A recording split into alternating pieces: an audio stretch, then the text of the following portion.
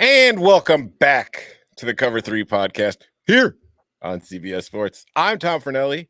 He's Bud Elliott. He's Danny Cannell. And we're waiting for Chip Patterson to join us. He will be here, assuming his computer ever does restart. He sent us a text that said, my computer's running slow. I am restarting. And we decided we didn't want to wait for him because, he's Chip. Not that important, I don't think. We're going to get to win totals today, the Big 12 win totals. But before we do that, and before Chip gets here, make sure you hit the like button on this video if you're watching us live and joining us. And also hit that subscribe button, because that way next time Chip is running late, you'll get a notification if you're subscribed to the channel that lets you know he's finally showed up and the show has started. So that way you don't have to sit around and wait. Although we do appreciate all of our viewers who are showing up to our YouTube channel and commenting and having an entire conversation going like 20 to 25 minutes before the show even starts. It's great to see. It makes us feel good. So thank you for doing that. It also makes me feel good to see your beautiful shining faces after being on vacation last week. I was gone. Bud, currently traveling the globe in airline hell, getting delayed and sitting there waiting for his bags to show up. Danny, you're back home from your nice little vacation in the mountains of North Carolina. But how are you doing right now? I know you had a late night. You were out all morning trying to get to Charlotte. How's that working for you? I'm caffeinated. So there is that. I'm going to ask this. I'm probably going to switch rooms because I can't get the enhanced Wi-Fi to work. So we'll see how I don't think I don't want to be that traveler, right? But the AC doesn't work and is loud, which is kind of a bad combo. And if you have poor internet, loud and not working AC, it's not really great for streaming college football content from a hotel room in the summer. But other than that, pretty good. Delta didn't lose my bag. They just, it took a long time to get there, and I got it. So we're good. I could be digging ditches today, and I'm not. I want to know how did the first 18-hole round of golf go? It went very well, honestly, considering what I expected it to do. Like I brought probably like 30 golf balls with me, thinking it was going to be one of those days. Lost one ball. That's it. And the only ball I lost was on the 17th in the drink on my approach. It was right into the right of the green. I sliced it a little bit. It went in, whatever. I dropped and started, but shot a 107, which I think I'm told is pretty good. And then I also had my very first par 5, 482 yards. 3 absolute perfect drive down the middle of the fairway, perfect second shot down the middle of the fairway, got my iron right on the green about 10 feet away, biffed the birdie putt, and then a nice little tap in for par. So it was good. It was very fun. It was very hot, and I've got a tee time scheduled for 10 a.m. again tomorrow morning. So, that's how that's going. I like it. He's got the bug. I guarantee you your round, if you streamed it, would have been more entertaining than the British Open, which was a runaway, just bore fest, snooze fest, because it was never in doubt. So yeah, live stream that bad boy. Let's go. I've currently got the solo scheduled for tomorrow. We'll see if that sticks. If I'm solo, I'll do it. I don't care. I mean, there you go. Does Lynn work remote? Because if so, maybe she could ride along in the cart with you and I've do some commentary. Idea to her. I'll be like, you could just carry my bag and we'll walk the course. But right now with the dog, we can't leave the dog home alone for 3.5, 4 hours. So yeah, but no, I have definitely pitched that idea to her, and we're hoping to do that in the near future. Danny, how's North Carolina?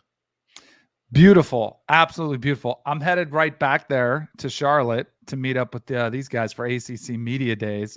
So yeah, and in fact, I don't want to badmouth any airline, but I am on the same airline, and I already got the flight delay update, which I guess it's better because it actually is delayed. There's nothing worse like when you have a 4:00 in the afternoon flight and you get an update at like 5 a.m. They're like, flight delayed. I'm like, how does that happen? And clearly they're a little short-staffed there, I think, is the problem. But as long as I get there tonight, I'm good. And Chip, how's your computer doing? Ah, man, it was not happy to be woken up. I think that I really think my computer had a big weekend, right? I like shook it up. The last thing that it had been talking about was Sportsline Early Edge on a Friday, and they'd been sleeping all week. Whoa! You want to load video and audio now? You can't do this at the last minute. Apologies. Thank you for getting everything started. Where we at? We started talking. Tom shot a 107 in his first. Yeah, we're just vamping about golf. basically. We started 6 minutes late, and we've done 4 minutes of golf-related content, and then 2 minutes of airline-related content. Yeah. And welcome back to the Cover 3 podcast here on CBS Sports. All right, Bud, you were at Pac-12 Media Days. You got yourself a little airtime. Did you know that?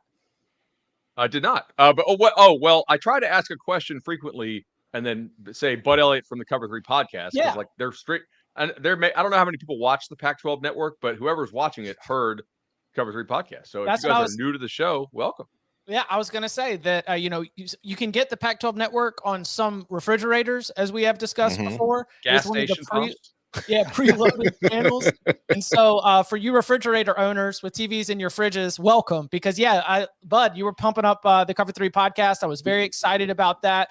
An interesting day in Las Vegas where they kind of bookended exactly what they wanted to show you with like the interesting stuff at the beginning and at the end. And then in the middle, I think all the writers went to the slot machines and the blackjack tables because it definitely seemed like the questions in the middle were much less frequent. But what was the important stuff from the event itself, whether it was hearing from a coach, hearing from a player, or talking to some of the other media members out there? What were some of the big takeaways from Pac-12 Media Days? All right, the important Pac-12 Media Day takeaways. First of all, George Kliavkoff comes out there, the Pac-12 commissioner, and announces that there will not be a TV network announcement or TV deal announcement today. Meaning, what was that, Friday? I think it was Pac-12 Media Day, and he wants the questions to focus on football. I don't think there was a single question that focused on football during his open period. At least not in the first batch of questions. There were a lot of follow-up questions because the way he phrased it was, we will not be announcing our TV deal today because we want to keep the focus on football. And then James Crapo, who covers Oregon, used to cover Auburn, asked him, that language, the way you phrase that kind of implies that you have a deal to announce but are sitting on it. Is that? And he said, I think you're reading too much into my phrasing. And I was like, well, the phrasing is kind of weird then if you don't have a deal that you are ready to announce but are sitting on it. Let me see. Other important things from Pac-12 Media Day. I know our Brandon Marcel at 24/7 Sports reported they will consider a different number of conference game format going forward. Kliavkoff is confident that all the existing teams that are not already leaving for the Big Ten are going to be sticking with the conference. Again, I mean, you could be confident, but until they have a deal, we don't really know what will happen there. Cam Rising, I saw him walk up the stage, looked around, like, any limp? Like that. I was looking for the limp, looking for any kind of knee brace. And then I left the main media room because the Pac-12 does a great job of giving us full transcripts and video. So I went to you can get the guys one-on-one in between the main room and when they go to TV. So I was able to chat up, Caleb Williams. We have some cool content coming on our YouTube Shorts page for Lincoln Riley. And I kind of broke down where he thinks Caleb Williams can get better. So be checking that out on the Cover 3 YouTube channel. And I talked to Cam, and I mean, this is probably going to go up. I don't know. I shot a bunch. We'll see which ones Jordan and Stoney like as far as the social content. He told me he's been throwing, and he expects to be ready.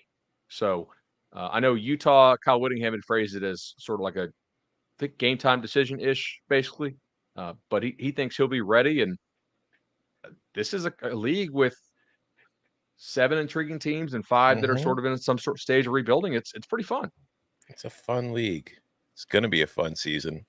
And I don't know if we'll be able to watch it on TV because that really is the biggest kind of, we'll be able to watch it this year. But my favorite part about Kliavkoff's comments was that he said something along the lines of the longer we wait, the more suitors we get.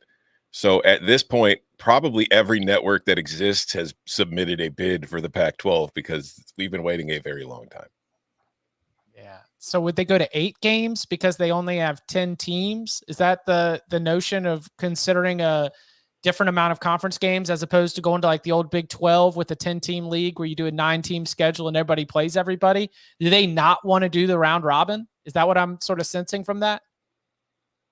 I'm not sure because somebody asked if they add one more team, would they start playing 10 conference games? And basically, Kliavkoff said we're not discussing schedule format changes right now. But then Marcelo kind of got the goods on the fact they will discuss some scheduling format changes. thing, if they do go to 8, like they stick at 10 and they play 8, the one thing that could be trickier is like the Big Ten's going to have 14 teams. The SEC is going to have 14 teams. It's like, how many non-con games are you going to be able to get against Power 5 competition at that rate? If you've got 4 to fill on an annual basis, they might find it a little difficult. We might start seeing a lot of Cal UConn games. You know what I mean? It'll be interesting to see. Mountain West becomes like you can't get a Power 5. Mhm. It'll be difficult to get the Power Conference takeaways for sure, or Power 5 non-conference games for sure. Anything else? Most importantly, don't we need to know? I saw Bud at the window, like with a bag. Like, I mean, he was carrying a bag. I want to know what bets were laid. So I had to go cash my I got 4th in the Golden Nugget and 15th in the Caesars, so I had to go pick up some winnings there, and had some tickets.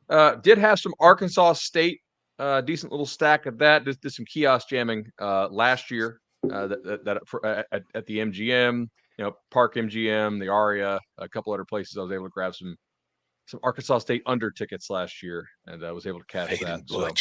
Wait, so what is kiosk jamming? Are you just going from place to place Book to to place, book, hammering just like max, under, go, Okay. print? Yeah, max, well, under, go, so print. if you go to the counter and you're like, hey, I'd like this amount on a ball game, they might say no, right? Or then move the line. Kiosk, if you know what you're doing, you got to hit in session, start over again, smaller amounts, multiple times. You can get a little more down. Love it. See, that's the information we needed.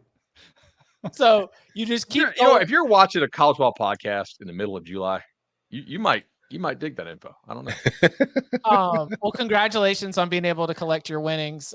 So you have Jeremy Pruitt style, a Brinks plane that has transported you from Las Vegas to Charlotte, or are you just rolling around Charlotte with Jeremy Pruitt McDonald's bags right now? No, I made a deposit. I'm not really I'm not totally going Pruitt here. Yeah. Although my ATM does not let me withdraw the super rich accounts. Danny, you played in the NFL. What is your ATM limit? You weren't on the show. I want to ask you. I don't think it matters. I don't think. Can you take out 10 G's from the ATM? $1,000. Okay, yeah. So all right. Yeah. I don't think Before it they matters. start, You could be they're like- Elon Musk, and they're gonna be like, "Nope." No, Gotta this come guy in and TM'd us. He's like, hey, if you're a person that makes millions every year, like you definitely could pull out a bunch. I don't think a dude who's making like millions of dollars a year is going to his Chase ATM, though. You know what I mean? I think he's going That's to probably his true. financial Chase private client, right? Yeah, like he's rolling up in his car to the drive-through. I'd like to make a withdrawal, please. No, he's better. He's going to 5 different ATMs so he can get out $5 grand. Cash-driven lifestyle. I just imagined him as an old school guy with a regional bank, where like he literally could walk in and talk to like one person to get the flag lifted on his account, just because, the smaller little banks operate like that, right? You can make your way to the top of the food chain a little bit faster than you can with one of these big old national or global powerhouses. So I could see it. I could understand how it goes coming out of the machine like that. All right, one other little bit of Old dudes news. carry cash like crazy. Yes. What? Old dudes carry cash like crazy. Yeah. That's why I only rob old people. Amazing strategies being passed along here on the Cover 3 podcast. One more news headline before we hit the break and get to the business of the day with the first of our 2 editions of the Big 12 win totals. Former Kentucky offensive lineman Kiyaunta Goodwin, 5-star prospect, big signee for the Wildcats, transfers to Florida. But we find out over the weekend via 24/7 Sports that he is not with the program, dealing with a family medical hardship. He is going back to Kentucky. He will be seeking a waiver to be able to play somewhere else. I don't know his family. I don't know the Goodwin family story. Obviously, that's very upsetting, and you wouldn't wish that for anybody in college football. But we have to get to the actual fallout from this. A player who is expected to be a starter for Florida's offensive line, an offensive line that lost 2 players to the NFL draft and, is really going to be an important piece of success for the Gators this year. What kind of hit is this for Florida? And Bud, I'll let you get first crack at this because you've got a better feeling for their depth chart. How do you adjust our expectations for what the Gators are going to be able to do offensively with the loss of a player like Goodwin?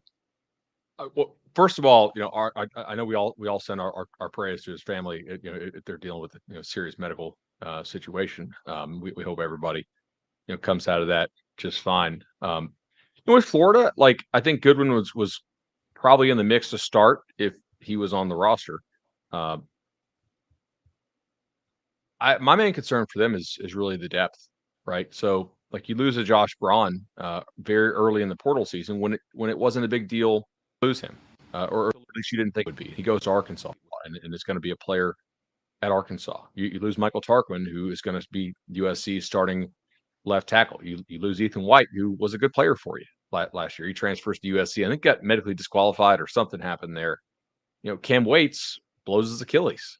You took Michael Makuza from Baylor, and he has a shoulder thing. I don't know.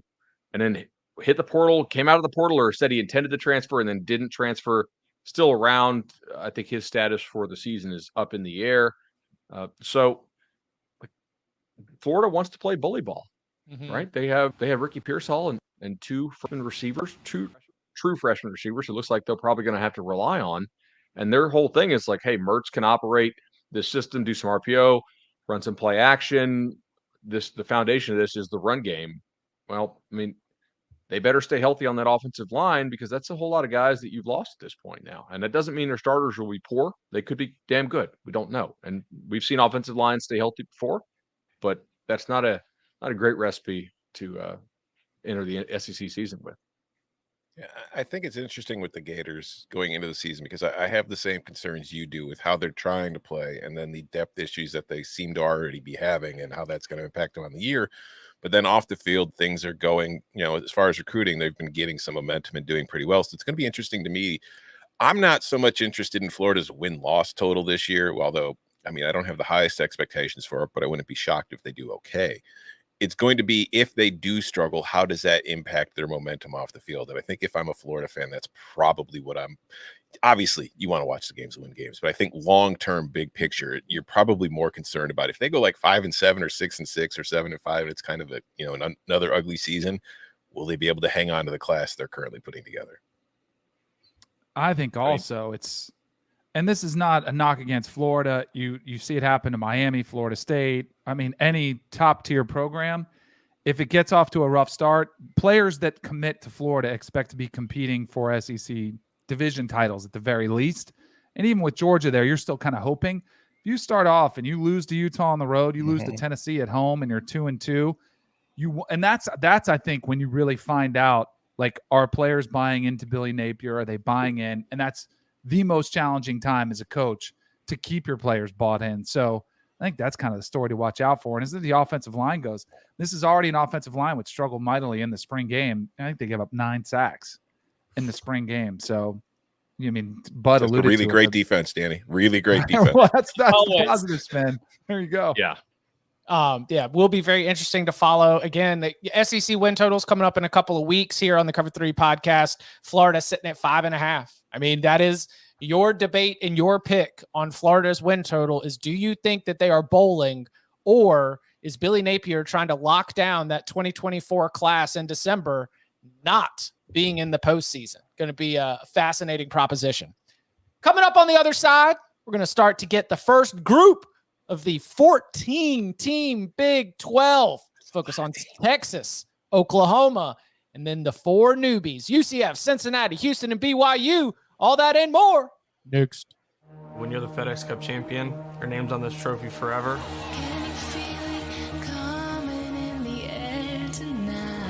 This is our season-long race. This is the sought-after trophy when we tee it up, the first event of the season that you think about.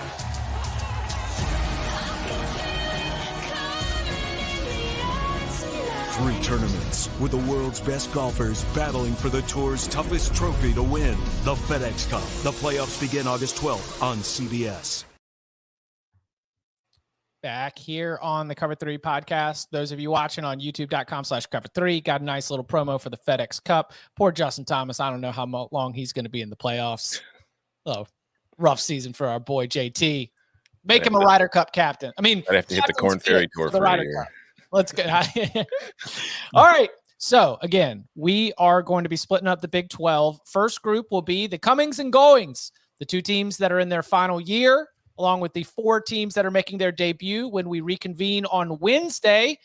We'll be having the auction winner for a guest appearance, but then also the remainder of the conference, the OGs, the ones that are going to stick around for the next era of Big 12 football. So are y'all ready to find out? Are you ready to welcome back to the show the general manager of Vanderbilt football? As much as I think it's the under is a safe play, like I can't even. Count them up! Count them up! How many games y'all gonna win this fall? I can't fathom 8 wins. How many games y'all gonna win this fall? I just can't. I don't see it. It's not on there. It's not the schedule I'm looking at. Unless there's another schedule somewhere. Don't see it. We begin our look at the Big 12 with the top of the board. Texas Longhorns, 9.5 wins at the Caesars Sportsbook this morning. Over, pricey, -145. If you like the under, you get a little +115. They have a non-conference schedule that includes Rice. What's up, JT Daniels? At Alabama, and then Wyoming at home. The conference draw starts with at Baylor, Kansas at home, then Oklahoma in Dallas for the Red River Shootout. And as we always, look at our 5-4 splits, that is a home game that Texas loses in that neutral site. They return to action after a week off on October 14th and conclude the schedule at Houston, BYU at home, Kansas State at home, at TCU, at Iowa State, and then Texas Tech at home on Black Friday. 9.5 wins. Steve Sarkisian looking to improve from 5-7 to 8-5. Is it 10-2, Danny Cannell, or better? Yeah, I went over. I went to 10-2. I think they have Quinn Ewers. I think you've seen some maturation in him. I think also we saw a glimpse of what he can do when he's healthy. More importantly, if he's not healthy, they have quarterback depth this year. Even more so with Malik Murphy, the show that he put on. They've got good offensive line. They've got great skill position. Concerned on the defense somewhat. But as I'm going through the schedule, I was like, find me 3 losses. I could find you potentially 2, but it's really hard to find a third. So I'm going to go over. If Texas is actually better than how it played last year, then it is hard to find 3 losses. If they're not, then, it's not hard to find 3, 4, or heck, this is a program that has lost 5 before. I am going to go over. I think Texas is better on the lines of scrimmage than they've been in a long while. I think they have quarterback depth and quarterback talent. I love their receivers, right? You get Worthy, you get A.D. Mitchell, you get Isaiah Nayor. Defensively, I think they have a lot of talent and speed, but also some kind of important role players who are back that allow them to play the way that they want to play. It is not a comfortable feeling when your numbers say, hey, the real value here is betting Texas in the conference. Damn it. Like, you got to be kidding me. But the recruiting has trended up. Now, we had a mailbag question we didn't get to the other day, which was like, if Sark doesn't win 10 games this year, is he just a coach that can't get a team to play with consistency every week? And yeah, it's a great question. This is year 10 of Sark as a head coach, and he has never won 10 games. If he doesn't, if Sark goes, if he goes 8-4 this year, unless they have like the worst luck of all time, I think you'd pull the plug. Entering the SEC, right? Like you need to cash this in against this schedule. The level of talent in this league versus the level of talent that you have recruited to Austin, this needs to be a cash it in year. Tom? They have the greatest quarterback of all time in Quinn Ewers. So I'm over. I don't know if Texas is back. I know I've been joking all offseason about like the college football playoff of all the teams being back, Texas being one of them. But when I do look at the schedule, like you guys have been saying, there aren't a whole lot of obvious losses on here. Like, I look at that game at Alabama in week 2, and I know we have lots of questions about Alabama going into the season, specifically at the quarterback spot. But no matter how much I kind of want to believe in Texas, I can't convince myself that, oh yeah, they're going to go into Tuscaloosa and beat Alabama. So I think that's a loss. I'm pretty confident that's going to be a loss. Not saying they can't win it, but I'm not going to pick them to. They could lose that game to Oklahoma. Obviously, that's always a big rivalry game. They could lose to Kansas State, but that's at home. They could lose to TCU on the road. But the rest of this schedule, to me, maybe Texas Tech at the end of the year, coming off of 2 road games against TCU and Iowa State, they get kind of caught. But I just see 10-2 being far more likely than 9-3. Even if they aren't elite. I just think that talent-wise, they should be a 10-2 team compared to what they're facing in the rest of this league. So unless they suffer a bunch of injuries or they just have terrible coaching, it's hard for me to see them going 9-3. But also one other thing, Chip, you mentioned JT Daniels and Rice. It's Texas is playing the entire former USC QB room, because let's not forget who the quarterback at BYU is now. Keaton Slovis. Yeah. So they're making the run through USC's old QB room this year. Are we getting a discount on Texas because of its recent history? Because We're of getting its a recent discount. We're getting a underachiever discount on history? Texas because they're playing Alabama. They play at Alabama, which then is an automatic loss in the eyes of an odds maker. And what I am sensing, as I am clean sweeping it here, I also have Texas going over. Texas is back. Oh, God, they're going 7-5. I hate this. Yeah. Texas pod. Hook them. So all 4 losses during the regular season last year are 1-score losses. Mm-hmm. I mean, it's 19-20 to Alabama, 37-34 at Texas Tech, 41-34 Oklahoma State, 17-10 TCU. They didn't get blown out by anybody. That's why you flip the one. That's why all the power ratings still had them as a top 10 team, even though they were sitting there at 8-4 and everybody was pulling their hair out. But the idea being that in terms of the overall quality, this was probably a 10-win team last year. You know, Texas was a better team probably than Oklahoma State. You know, they got outcoached against Texas Tech. That's where Steve Sarkisian and the coaching does, definitely come into consideration. But I think they can win in Tuscaloosa. I think there are potential, trip ups if they end up messing around like they did against Texas Tech last year at Baylor, at TCU. I think that unlike the next team we're going to play, this is one of the tougher Big 12 draws that you could have in terms of having the likes of a Texas Tech, a TCU, and a Kansas State, a Baylor, and a Oklahoma all on your conference schedule. I mean, they would love to see a lot more of, West Virginia, Houston, Cincinnati, Kansas, BYU, but they're going to have to do it against some of the best teams in the conference. I think they're able to. I've got 10-2 as well. Did you guys see the Dusty told me a stat this morning that, because I think the narrative around Texas is, oh, we've had them hyped up before and they've fallen short, like it makes you nervous. He said since 2009 that the preseason pick to win the Big 12, do you know how many times it's been Texas? None, right? 6? 0, which I was kind of surprised by, but it's never been Texas. So like, as far as this type of hype and expectations, even though we get excited about them, no one has ever been in this position where most people are like, yep, Texas, this is their year, which I think, to Bud's point, does put a lot of pressure on Sark that this is the year they have to do it. Yeah, for like a while, we would be calling Texas overrated, but they were always starting the year like ranked 15 to 25. It's not like they were starting ranked in the top 10. So minus 145. Should they be? Oh, go ahead. Should they be odds on to win the league? Like right now, they're still at plus money. I think they should be. I was saying don't lay 45 cents on the dollar on the win total. I would say take them to win the league, because I feel like they should be getting to Dallas at a minimum. And if they do get there, who's got the better quarterback?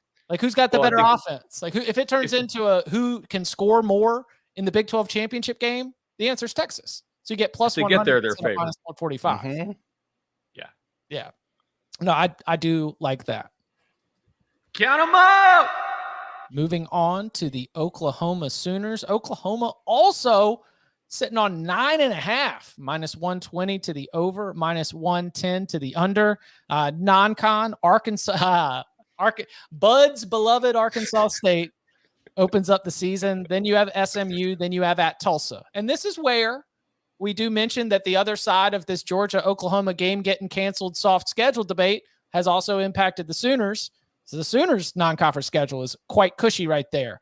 But it is favorable even in the conference schedule as well, because they start at Cincinnati, they get Iowa State at home, and then Texas is going to be obviously neutral in Dallas. Week off on the 14th of October. They return to action with UCF at home, at Kansas, at Oklahoma State, then West Virginia at home on November 11th at BYU, and then also finishing on Black Friday with TCU.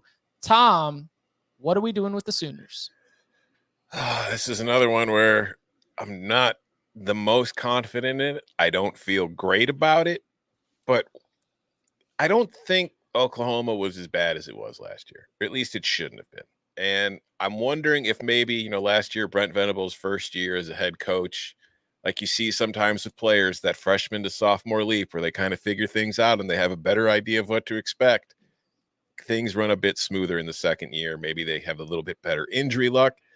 I am going over, not overly confident, but kind of like what you were just getting at, Chip. I don't know if it's really a reflection of my belief in the Sooners as a team, or is it the schedule that they're facing? Because this is, compared to what you're going to face in the Big 12 or could face in the Big 12, like you're saying, it's relatively soft. I do think that SMU game could be tricky, but I think they're going 3-0 in non-con.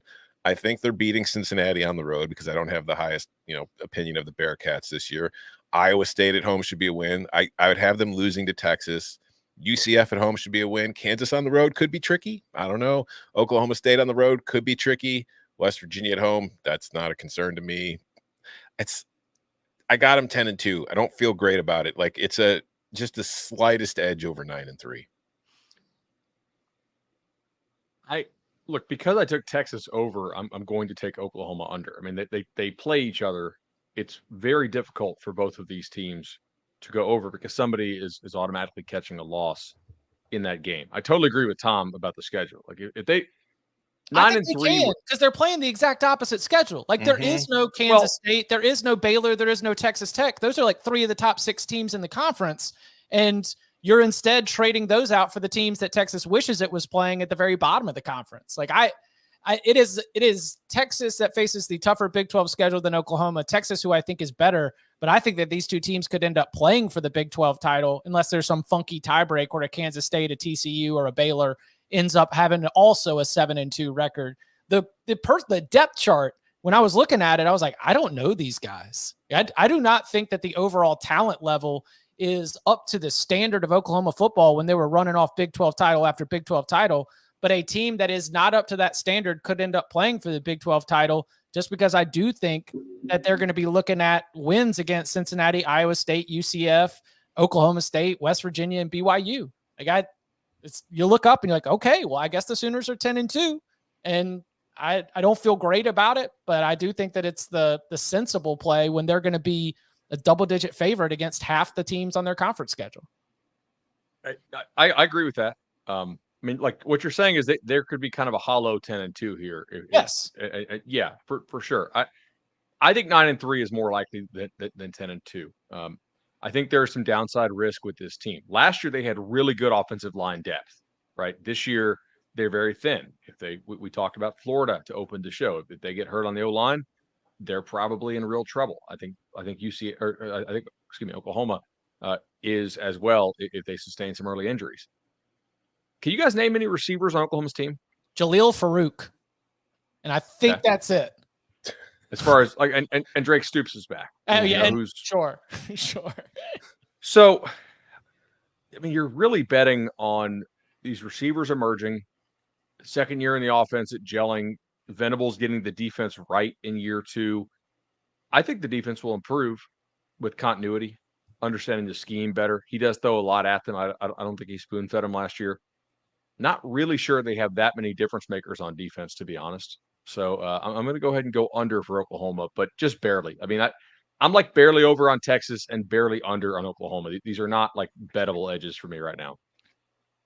I'm in the same boat as Bud. Like, are we really at the point where we trust Oklahoma? I think they're favored in 11 games out of the 12, but are we really at a point coming off a year where they were, 6-7, to where we're like, oh, we're just all of a sudden going to go back to trusting them in a lot of these games that they maybe should win. I'm not there yet. I mean, I think if 9-3, I still think you're pretty, I mean, by Oklahoma standards, I don't think you're celebrating, but you're like, okay, we can at least feel a lot better. Venables is going into the SEC with some momentum. Like, I still think 9-3 is a good year.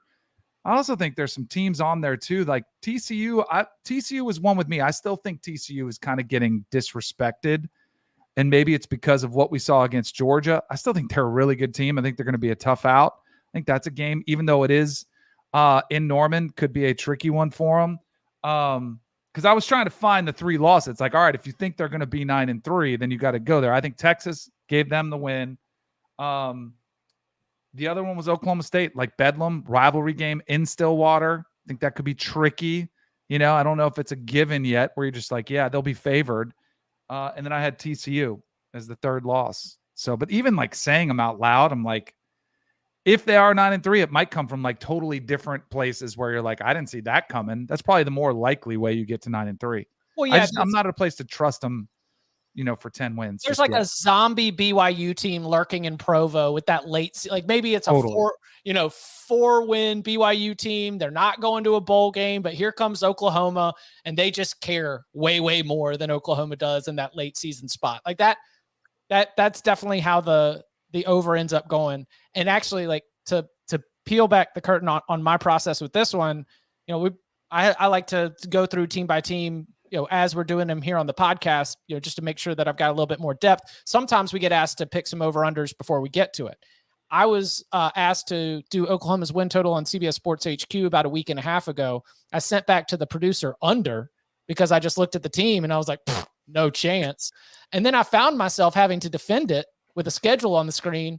And I was like, nope, never mind. Can't find 3 losses. We're going over. The schedule's too easy. And that's where I'm with you. Like, Bud, you said it right. I think it's probably a hollow 10-win team if I'm cashing my ticket and hitting that just right. It's not a quality 10-win team. It just happens to be the schedule that they faced.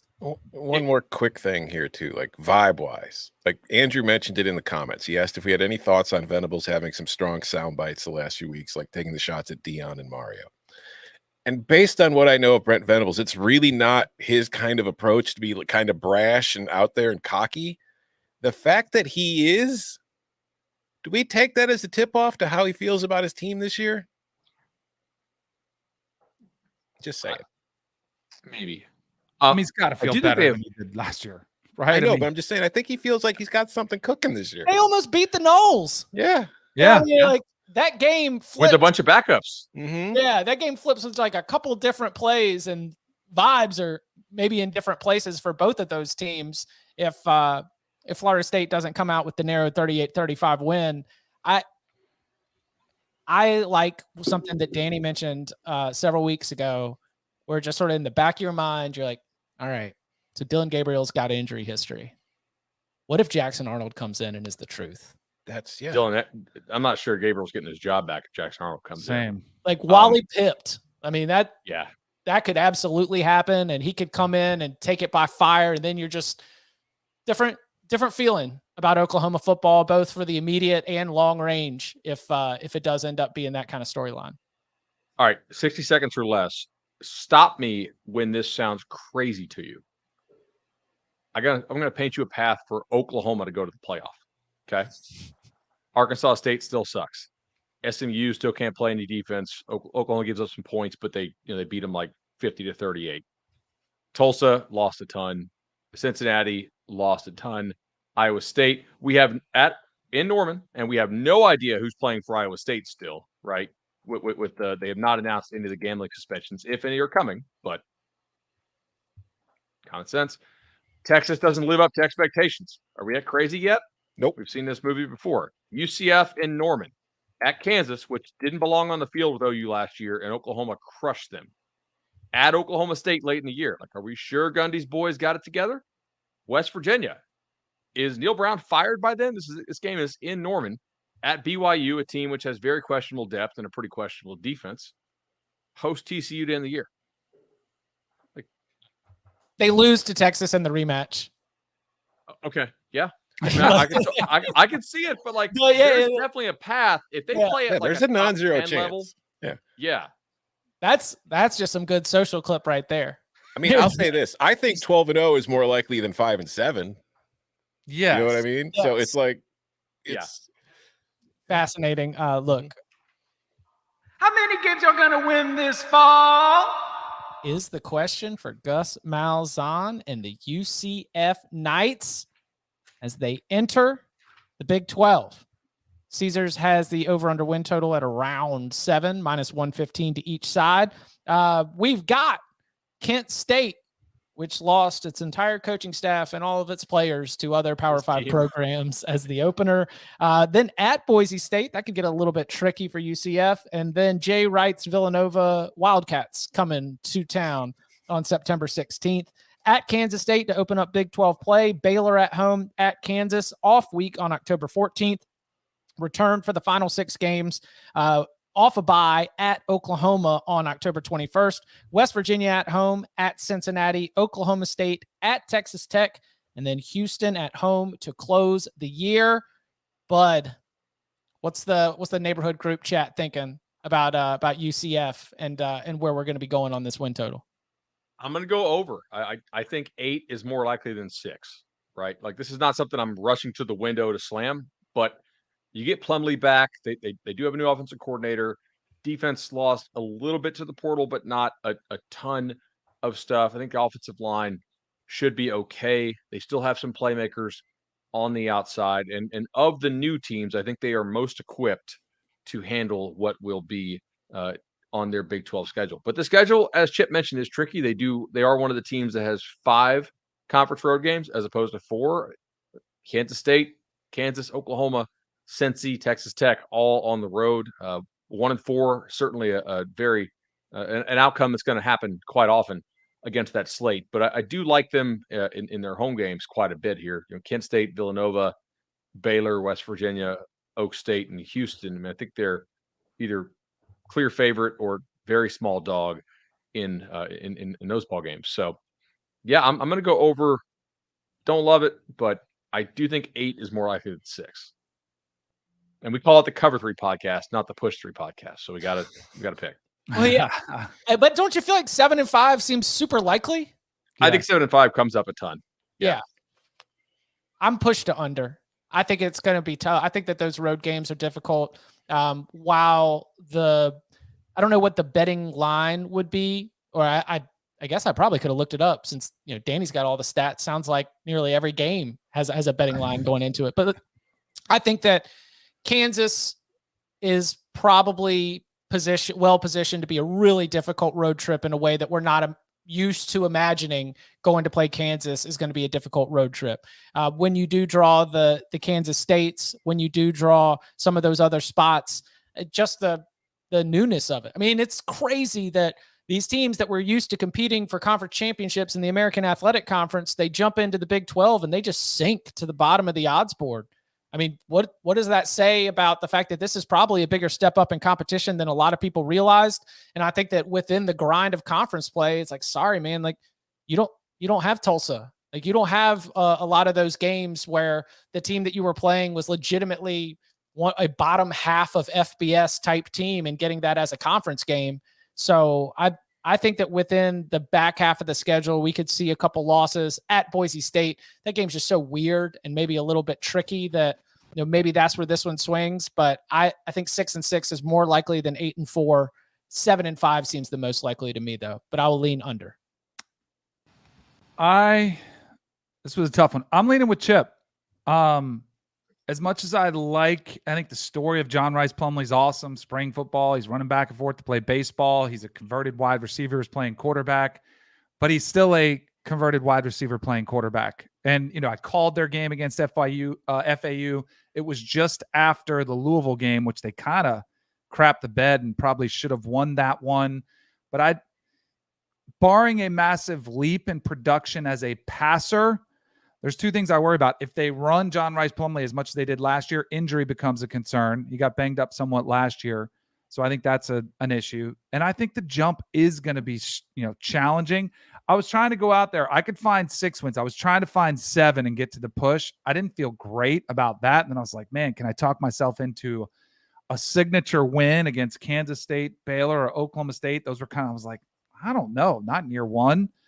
I think 7-5 is probably the most likely outcome, but I'm going to go under as well. I've got 6-6 as being slightly more likely than 7-5. Ooh. I'm pretty comfortable. Oh, so on the you're under. hard under here. Okay. Yeah. Yeah, like you guys have gone over the road schedule, and it is tough. Like Boise, Kansas State, Kansas, Oklahoma, Cincinnati, Texas Tech. Like I think they're probably going 1-4 in those 5 games. But more than that, it's not just who they're playing, it's the sequencing of this schedule. If you look, they're traveling every other week. There are no 2 home games in a row. There is no rest. They're starting at home, then they have to fly from Orlando to Boise. Then that's a long trip. They have to come back from Boise. They play Villanova. Then they're on the road again to face Kansas. Then they come home for a week. Then they're back on the road again to Kansas. So they're making that same trip twice in 3 weeks. Then they get the bye, and then they're on the road again to Oklahoma. Come home for West Virginia. Then you're on the road again to Cincinnati. Home for Oklahoma State. Then you're flying back to Lubbock to play Texas Tech, and then you come home. So it's like every week, every other week, they're getting in a plane, and they're taking a long flight and a long trip. And I just think that kind of sequencing over the course of the year, you're stepping up in competition and the travel sequencing of it. Like, Danny, you mentioned the injuries. Like, they're going to be facing bigger dudes than they were facing for a lot of weeks in the AAC. Let's be real. Like, there are good teams in the American, but the bottom of that conference isn't exactly full of giant, huge dudes. Everybody in the Big 12 is big. Everybody is strong. Everybody is fast. So I think that kind of travel sequencing and then just the wear and tear and the step up in competition. And like we've talked about with Plumlee, he's a former wide receiver who's playing quarterback that kind of limits what you can do offensively. I don't think they're going to be terrible, but I just think 7-5 is asking a lot from in their first year in the Big 12. I mean, look, we know Plumlee can't throw. There's no mystery to this. We've known it since high school. Like, he's not a good passer of the football. He's just the best athlete on the field on most days, regardless of position. And I mean, Malzahn took a team that was led by a cornerback to the national title game about a decade ago. So I don't know. Like I don't love some of these Big 12 teams that they're playing. Sequencing wise, I do agree with Tom. I'm not trying to have the last word here, but like, I mean, is Dana fired by the time Houston comes to Orlando? Oh, dude, they might get West Virginia and Houston coaches. And right, exactly. I have Houston as a win, I've got them winning those games even with Neil and Dana, though. Yeah. Okay. Oof. Yeah, you kind of have to have those. Yeah, it's the other games that you would get. I mean, look, and you win Boise those games. State's a tricky little game. Mm-hmm. I mean, that's not an automatic. I gave them a win, but I didn't feel great about it. Yeah, Boise but played better last year. I'll tell you what, UCF, the only team with the win total that suggests the odds makers are projecting a bowl season. Will Cincinnati, Houston, or BYU get over and make it into the postseason? We'll get into that and more next. In case you're new here, we're here to make history. We are more than the names on our back. We're the team on the front, the country on our shoulders, the city behind us, and the fire inside us. The best in the world. We got us. We don't just play the world's game. We run it. Back here on the Cover 3 podcast, where we were asking the question, How many games y'all gonna win this fall? Scott Satterfield taking over the Cincinnati Bearcats. Luke Fickell off to Wisconsin. Scott Satterfield is inheriting a program that is used to competing for championships and winning a whole bunch of games. So that 5 as a win total, currently at Caesar Sportsbook at over and under -115 each way. It's a little bit alarming. Well, the non-conference schedule at least starts favorably. Eastern Kentucky on September 2nd, but then you go to Pitt, return back with Miami, Ohio at home. Big 12 schedule opens up with Oklahoma at home. Then you go to BYU on a short turnaround Friday night in Provo. Yikes. Iowa State at home after an off week in mid-October. Then Baylor at home, at Oklahoma State, UCF at home, at Houston, at West Virginia. Hey, maybe double interim right there for the Bearcats. And then Kansas at home to close the season. Bud, what are we doing with the Emory Jones-led Cincinnati Bearcats.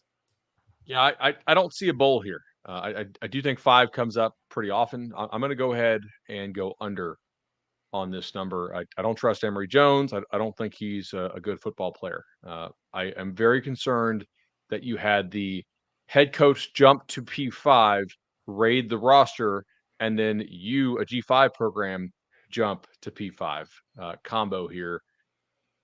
Remember what we talked about, how Cincinnati does not have NIL money to play with.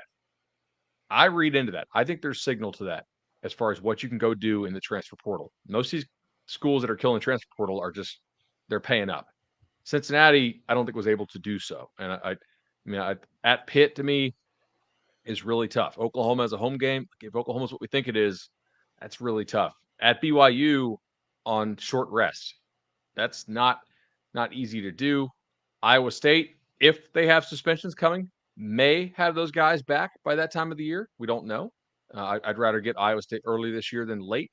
I mean, Baylor's not an easy win at home. I don't want to just read off the schedule here, but I think they have real depth concerns on the offensive line. Receiver, they lost an absolute ton. I mean, Tucker and Scott were difference makers. Go watch that East Carolina game last year. ECU on a down-to-down basis was far better than Cincinnati, I thought. And Cincinnati hits kick return, 2 70-yard screen touchdowns, and then a bomb to Scott. It was like a 5-play thing, and Cincinnati wins the game. Like that was sort of their easy button, and now they're hitting the easy. Like, oh no, there is no more easy button. So I'm under on this team. I don't think Scott Satterfield's a bad coach. I just think this is going to be a little more challenging than what they've seen recently in the American. For me, this one's pretty simple, honestly. Like, you look at that non-con of Eastern Kentucky at Pitt and Miami. They're going 2-1. So you're asking yourself, can they win 4 Big 12 games? I don't think they can. Like, I think 5-7 is probably the most likely outcome, but I've got 4 and 8 being a lot more likely than 6 and 6. So I am going under here. But you mentioned a lot of the questions I have about it: the new coach, new staff, all that stuff coming in. They lost a lot of players from the team that was in the playoff 2 years ago. I don't quite know what they're going to look like talent level wise. The step up in competition that I mentioned with UCF, like, I do think I have them losing that BYU game because, like you said, on the road is short week, a week after Oklahoma. Good luck. But I do think getting Iowa State coming off a bye is very good for them. I think that is winnable. I think Baylor at home is winnable. But the other thing too, like Chip, you mentioned the interim coach, like back-to-back possibly with Houston and West Virginia. That's great. But they're both on the road. So it kind of adds like a whole entire level of difficulty to it. So yeah, I don't have high hopes for the Bearcats in year one. I'm pushed to under here. Same. For a lot of the same reasons too. I mean, only 3 guys returning from offense. I mean, think they were in the playoffs a couple years ago, had 9 players drafted off this team. They had a mass exodus with Fickle leaving. It's like a completely different roster, and it's not great. Quarterback, yeah, you get some stability because he's a veteran, but I don't think he excites any of us about what he could do. I think it's got to be under. Yeah, he's probably 5-7, but I think it's going to be under. I will say I would not bet this at Caesars at this number. Like, there are multiple 5.5s out there juiced minus 130, 135. Like, back of the napkin math, if you use a 60 or 70 as far as the cost for going for a half win, like, that's a much better value to take the 5.5. And because we think 5 and 7 comes up so often, like, it's probably worth paying a small premium if you do want to bet this under. Like, I would definitely not bet this number. Yeah, it was so funny. We went through the Pac-12, and a lot of us were like, man, these totals and these prices, they all seem fair. We get to the bottom of this, and it is bananas. Even like I pulled them from Caesars, New Jersey, sort of my go-to to pull, and I think that even I'm off by like a half win in some prices from the market. Just total fluctuation on what I think we can agree are just big old shrug marks for a lot of the expectations for how it's going to go for these newcomers in the Big 12. Count them out! Dana Holgorsen and the Houston Cougars. They begin with a non-conference schedule that is not advantageous to Dana Holgorsen remaining the head coach at Houston, especially as things get a lot tougher in the conference. UTSA at home. Then What's up, JT Daniels? They also are going to be going to play Rice. Then TCU at home. And then Sam Houston. So that's the conference opener against TCU on September 16th. And then Sam Houston, our new friends from Conference USA, there to round out the non-conference schedule at Texas Tech on September 30th, a week off on the 7th. Thunderdome game on a Thursday night, West Virginia and Houston on a Thursday night. 2 coaches enter, 1 leaves. Then after that game. It's going to be, we're going to live blog that game, Tom. Oh, my God, yes. Instant reaction pod after that game. Texas at home on October 21st, at Kansas State, at Baylor, Cincinnati at home, Oklahoma State at home, at UCF. This was another one where it looked like in the doc, we've got it changed back and forth.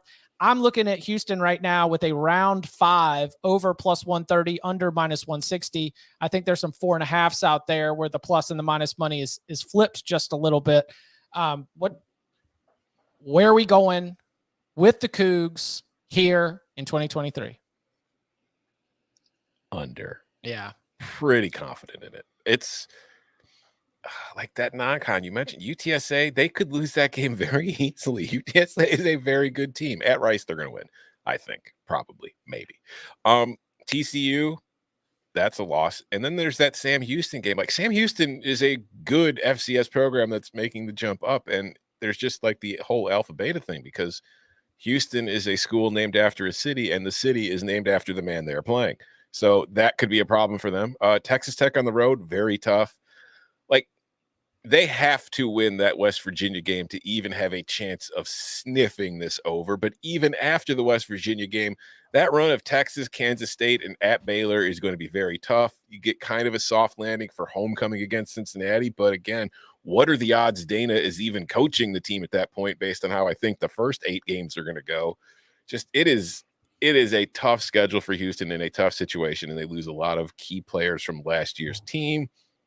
I just see there is a very high chance of not giving a poop over the second half of the schedule, because things start off slow and everybody just kind of checks out. So I have to go under. Same. I'm fading most of these newcomers. I think the jump is going to be hard. I think the win totals tell you that. And I'm with you guys. I think it's going to be one of those, where is this team mentally in the back end of the season? And if you have a feeling like your coach is on the way out, you're probably going to throw in the towel, and the effort's not going to be great. Yeah, under. I see so many spots where this goes south for the Cougs, and it is going to present an interesting dynamic for a university, which, as they were, sending Major Applewhite out the door, they were saying like 9 wins ain't enough. Okay, all right. Let's see what happens. I hope those checks are worth the losses, in the words of Bud Elliott. I will say again, if you guys are down, Jordan, put it on the schedule for Thursday night, October 12th. I am willing to do a live reaction show to the West Virginia Houston game that night. Donovan Smith, all right, at the quarterback position, has given us. Are we sure he's good? Yeah, I was going to say, he has given us some highs. But he also gave us a lot of picks. Yeah, a lot of lows as well. Of these of the newcomer quarterbacks, it's not a great group. John Rice Plumlee, Emory Jones. I mean, Keaton Slovis, we're about to get to in a second, is probably the best of the one who I have the most confidence in, right? Yeah. He said, restrained in his voice. I think Plumlee, honestly. Yeah, I know what I'm going to get with his legs. I know it. Okay. So at least I know he can make something happen when stuff breaks down. But yeah, it's a tough scene. Count 'em I'm going to go up. under here as well. Oh, yeah, under. Oh, sorry, bud. Didn't mean to cut you off. It's the exact same reasons. I'm going to take under. All right. Rounding out the newcomers with BYU. There are some 5s out there. I saw 4.5 at minus 180 to the over on Caesars this morning. The under at minus 115 or plus 115 probably. BYU starts the season against Sam Houston. Then they get Southern Utah at home. Then they go play at Arkansas. Big 12 play opens up on September 23rd at Kansas. Short turnaround to go play Cincinnati on a Friday night, off week on October 7th. Return to action on the 14th at TCU, Texas Tech at home, at Texas, at West Virginia, Iowa State at home, Oklahoma at home, at Oklahoma State. We mentioned Keaton Slovis as he comes in to take over the role of being BYU's quarterback.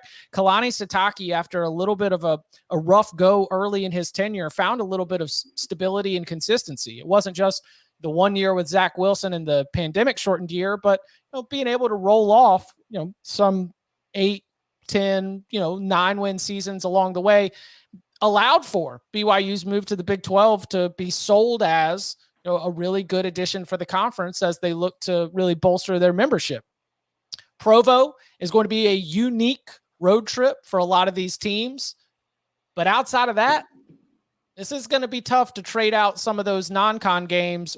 As an independent, every game was a non-con game, but some of those games that BYU scheduled just to be able to get to 12 were just so much easier than the games that BYU is going to face here in the Big 12. Danny, where are you at with BYU? So I told you I was fading most of the newcomers. BYU, I am buying into an over on this one. I think the home field is huge. Just the altitude, atmosphere, environment. I also think there's something to of all these teams playing in the American or playing in BYU's independent schedule, which one do you think played tougher competition on an annual basis? BYU and Notre Dame, but yeah. I would say BYU. I would say BYU played a tougher schedule than the American teams. Yes, on an annual basis. Yeah, because BYU won the Pac-12 South. Right. Right. So they had a couple of those years. I think their gap and the jump they have to make is not as significant. I also think there's an advantage too to having a lot of older, upperclassmen, 23, 24, 35-year-old fathers of two. Yes, I think there is an advantage to that. I like the over here. I like it a lot. I think Keaton Slovis is going to be I think he's a guy who's going to I would push back on the John Rice Plumlee. Totally see what you're saying. I think Bud said I'm buying into his legs, but I think Keaton Slovis as a passer is still pretty talented with what he can do. Of all the units on these new teams that are coming into the league, I may be the most confident in BYU's offense because I think they can block. They're pretty good up front. Slovis should be at least okay. I think they're okay at the skill positions. I'm not very confident that the defensive transfers they took are massive improvements, but I think just with some positive regression for health, the defense could take a step forward this year. Even if I don't really love these transfers, like they were really banged up last year. There were times where it's like, who the hell is this guy that's playing in this game? Like, look at the second half against East Carolina. Some of those dudes they had playing, or even the Utah State game when Utah State ran with them really the entire time. They were just down to sort of the bottom of the barrel of their roster. I'm going to go over slightly here. I think 4.5 is the number. If we're picking on the show, you kind of have to play it over. So yeah, I'm going to go over. Not sure to make a bowl, but I think 5 is more likely than 4. I'm pushed to over if we're doing the 5, and I'm definitely over. It's the 4.5. Like Danny, you mentioned the difficulty of going to Provo and playing, and that's a very real thing. Like if you look at their non-con, they're going 2-1. They're going to lose that Arkansas game in all likelihood. But you look at their home schedule in the Big 12, and it's a tough place to play for anybody. But it's also, as far as kind of like what you're looking for your home schedule, this is as good as BYU could probably hope for in most seasons. You get Cincinnati, you get Texas Tech, you get Iowa State, and Oklahoma. Of those 4 games, Oklahoma is the only one where you don't really feel super confident about. But even that one is not exactly a impossible task for the Cougs, especially at the end of the year if Oklahoma's banged up. So I feel like they could do very well in that home slate. I feel like they could steal a win on the road against West Virginia, maybe, or even at Kansas. And maybe, who knows what Oklahoma State looks like at that very final game of the regular season. Maybe you sneak a win there. So I think 6 wins is very much in the picture for BYU. I think it's far more likely than 4 wins. So I'm going with over on this one. Yeah, this is a spot where we get to see that BYU has been building like some real consistency. We just had a coaching change at Cincinnati that was, incredibly dramatic, especially as the roster went with it. We've got a coach that's on the hot seat in Dana Holgorsen at Houston. Gus Malzahn still kind of getting things going. I just think that the fact that the machine is up and running, they know exactly who they are. There are no questions about what the expectations are. It's got to give BYU a little bit of an advantage. I do not see 4-8, so I would be over on the 4.5. And I do think that there is a wouldn't it be hilarious win against Oklahoma. Yeah. Oklahoma, bound for the college football playoff, comes into Provo and just gets punched in the mouth over and over and over again. I think it could be there. So I am on the over as well. We will be back to round out the Big 12 on Wednesday, 11 a.m. Eastern time. Come and check that out. It'll be the other teams, the 8 of them that all are sticking around. They're the true OGs of the Big 12. They'll be a part of the league's future. Thursday, 11 a.m. Eastern time, we'll be giving you some ACC Media Days takeaways. So be sure to hang out for that. And you can follow him on Twitter at Tom Fernell. You can follow him at BudElliott3. You can follow him at Danny Cannell. You can follow me at Chip_Patterson. Gentlemen, thank you very much. Thank you. It's X now.